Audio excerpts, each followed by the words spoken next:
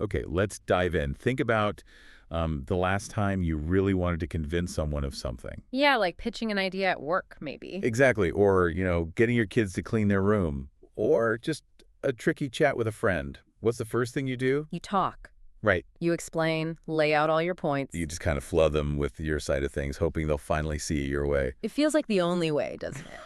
But this source material you shared for this deep dive, it brings up this really powerful idea, almost counterintuitive, Which is? that maybe the best way isn't talking more. It might actually be talking, well, less. Right.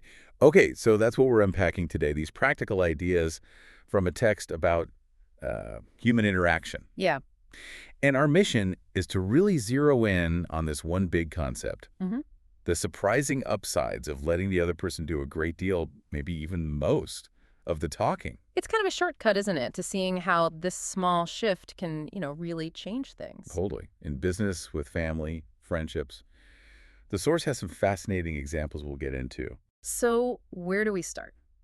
The source kicks off with this core observation. Which is about where we go wrong. Pretty much. It says, look, when most people try to influence someone, or even just connect, their biggest mistake. They talk way too much. We jump in with all our brilliant arguments, Mhm. our own perspective. Exactly. And the source flips that. It says, step back, let the other person talk themselves out. Okay, but why?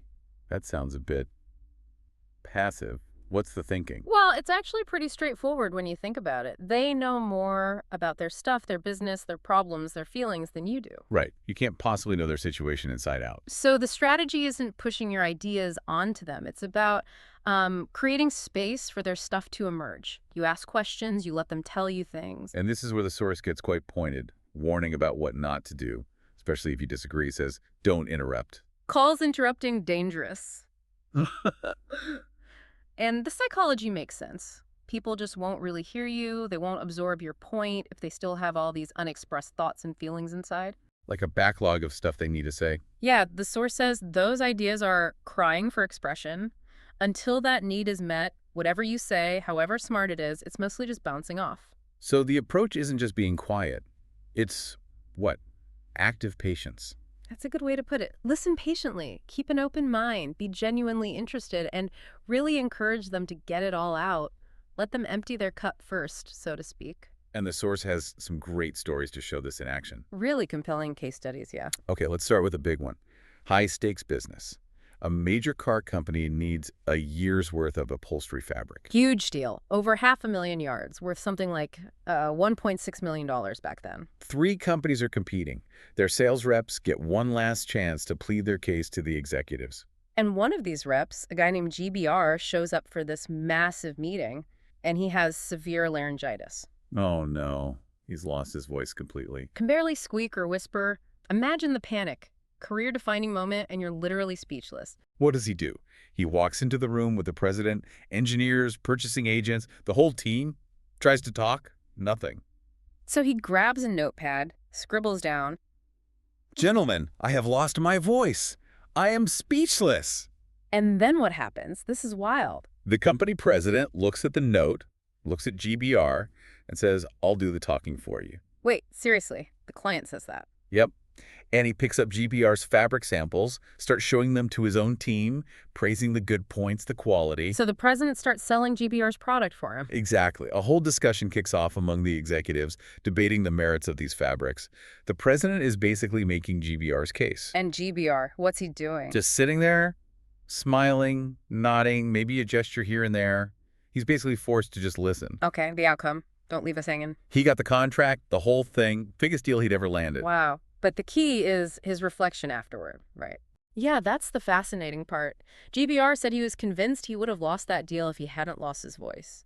He admitted he had the wrong idea about how to sell. He thought he needed to do all the talking, the convincing. Right, but being forced into silence, he realized, allowed the buyers, the president and his team, to talk themselves into it. His silence created a space, and they filled it with their own reasons to say yes. That's incredible. Letting the other side make your case for you. It really shows how powerful it can be when you just get out of the way and let them connect the dots themselves based on their own needs and positive views. Okay, so it works in huge business deals. Yeah. But does this apply somewhere totally different, like tricky family stuff. The source says absolutely. It gives the example of Barbara Wilson and her teenage daughter, Lori. What was the situation there? Well, their relationship was really strained. Lori used to be, quiet, easygoing. Now, as a teenager, she was uncooperative, kind of belligerent. Sounds familiar for many parents. What had the mom tried? Everything. Lecturing, yelling, threats, punishments. Mrs. Wilson felt like she'd done it all, and, as the source says, all to no avail. Nothing worked. So what changed? One day, Lori disobeyed again, didn't do her chores before leaving. When she came back, Mrs. Wilson was just exhausted. Instead of the usual screaming match, she just looked at Lori really sadly and asked, "Why, Lori? Why?" Just that. No anger, just weariness. Exactly. And Lori, maybe surprised by the quiet, calmly asked back, "Do you really want to know?" Her mom said yes. Uh-huh. And Lori started talking, hesitantly at first, but then the source says it all flowed out. What came out? What was the real issue? Lori basically said her mom never listened. She was always telling her what to do, interrupting with more orders or lectures whenever Lori tried to share her own thoughts or feelings about, growing up. Oof. That's tough to hear as a parent. Totally. Mrs. Wilson had this big realization. Lori didn't need a bossy mother. She needed a confidant, someone she could talk to about all the confusing stuff. Mrs. Wilson had been talking at her when Lori desperately needed her to just listen, to really hear her. And the result of that conversation? Big change. From then on, Mrs. Wilson made a real effort to let Lori talk as much as she needed. Lori started opening up more. And their relationship? Improved immeasurably, the source says. Lori became cooperative again. It shows that listening isn't just about information, it's about validating feelings, meeting that need to be heard. That connection builds trust. That makes so much sense. Yeah. Talking at someone rarely builds connection. Okay, what about when you're the one trying to get something, like a job interview? Yep, another angle. The story of Charles T. Cubelis. He was applying for a job that needed someone with unusual ability and experience. High bar. So he prepared. Smartly. He spent hours beforehand researching the company founder, dug into his background, how he started the business, his journey. Good prep? Yeah. How did he use it in the interview? Crucially, he didn't launch into selling himself. He started by mentioning the company's impressive record and then asked the founder about his story. Something like, "I read you started 28 years ago with just desk room and one secretary. Is that true?" Appealing to the founder's pride in his own story. Exactly. And apparently, like a lot of successful people, the founder loved talking about the early days, the struggles. He talked for a long time. How about what? How he started with just $450 and an idea, fought off discouragement, worked insane hours, 12, 16-hour days, weekends, holidays beat the odds, and now, big Wall Street execs come to him for advice. He was proud, and the source says he had a splendid time telling about it. While Cubelis just listened. Pretty much. Showed interest, maybe asked a few follow-up questions. Only after the founder had fully shared his story did he turn to Cubelis and ask briefly about his experience. And then? Almost right away, the founder called in a vice president and said, "I think this is the person we're looking for." Just like that. So Cubelis basically listened his way into the job. That's how he saw it. He took the trouble to learn about the other person, showed genuine interest in his story and problems, encouraged him to do the talking, and that made the favorable impression, not just reciting his own resume. Okay, that's clever. Show interest in them, let them talk, and they feel good about you. There's another interesting twist on this in the hiring context. Roy G. Bradley, who ran a small brokerage firm, he used this principle to let a candidate kind of hire himself. How did that work? His firm had challenges, right? Yeah, small firm, no big benefits package like hospitalization or pensions. Reps were independent contractors, couldn't advertise for leads like the big guys could, so it wasn't an easy sell. And he had a candidate, Richard Pryor, who looked good on paper. Right, experience. Yeah. But Pryor first interviewed with Bradley's assistant, who apparently laid out all the negatives, all the downsides. So Pryor comes into Bradley's office already looking a bit deflated. Exactly. Slightly discouraged, the source says. Now, Bradley's move here was key. He didn't try to argue against the negatives or give some big rah-rah speech. What did he do? He just mentioned the one main positive. Being an independent contractor meant you were essentially your own boss, self-employed. He just put that idea out there. And then? Then he let Pryor talk. And as Pryor started talking about that advantage, that independence, he began out loud to process the downsides himself. He started reframing the negative. Yeah. The source says he talked himself out of each negative thought he had, It was like he was half talking to himself, weighing the pros and cons right there in the interview. But Bradley just let him, didn't jump in. Bradley said he was tempted to add things, but he deliberately held back. He just listened. And the outcome. By the end, Bradley felt Pryor had completely convinced himself it was the right move. He'd weighed it all fairly in his own mind and reached a positive conclusion. It felt like a challenge he wanted to take on. So they hired him. They did, and he became a top performer. Bradley credited being a good listener and letting Pryor do the talking. That's fascinating. Sometimes letting them talk isn't just about making you look good. It's about letting them reach their own yes. They own the conclusion then. Exactly. It's much stickier, much more powerful when they arrive at it themselves. Okay, so we've seen business, family, getting a job, hiring. Does this apply to just, like, everyday friendships too? The source definitely says so. It makes the point that even our closest friends would often rather talk about their wins, their achievements, than listen to us brag about ours. Feels a bit cynical, but maybe true. It brings up that quote. From La Rochefoucauld, the French philosopher, yeah. If you want enemies, excel your friends. But if you want friends, let your friends excel you.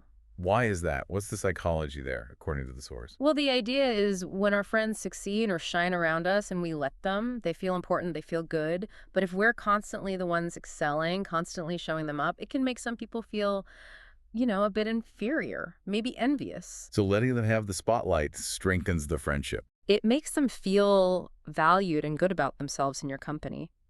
And the source has a perfect example for this one, too. Henrietta G. What was she?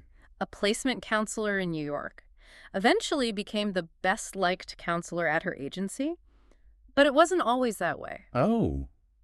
How did she start out? When she first started, she didn't have a single friend among her colleagues. Zero. Why not? What was she doing? She was really good at her job and proud of it, but she talked about it constantly, every day, bragging about her placements, new accounts, how great she was doing. And the colleagues. They didn't share her joy. Instead, the source says they seemed to resent her successes. Ouch. But she actually wanted to be friends with them. Yeah, she genuinely did. Eventually, she gave some advice, likely about this very principle we're discussing, and she changed her approach. She started talking way less about herself and made a real effort to listen more to her colleagues, asking about their day, their successes. And she realized. She realized they had things to boast about, too. They were much more excited to tell her about their accomplishments than to hear about hers again. Makes sense. Everyone wants to share their wins. So her new habit became ask them to share their joys, listen genuinely, and only mention her own stuff if they specifically asked. And the result was she became the best-liked person there. Exactly. That simple shift from broadcasting her own success to receiving theirs completely transformed her work relationships. Okay, so putting all these stories together, the salesman who couldn't talk, the mom who finally listened, the job seeker, the hiring manager, the counselors who stopped bragging. They all point back to this core idea, don't they? Stepping back, genuinely listening, letting the other person talk. It's not just being polite, it's incredibly effective. Because you're tapping into something fundamental. Yeah, that deep human need to feel heard, understood, and valued. When you provide that, it changes everything. Connection, influence, relationships. Which brings us right back to the clear principle the source lays out. Principle 6. Let the other person do a great deal of the talking. Simple. And not always easy to do.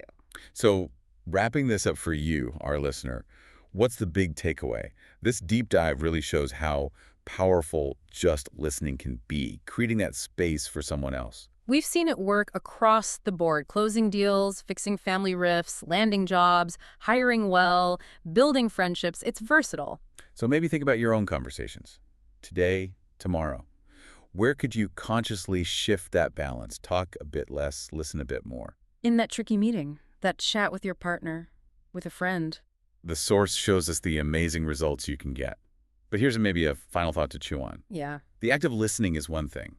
But what does it take inside you to genuinely step back, especially when you're bursting to talk or you disagree strongly or you think you have the brilliant answer?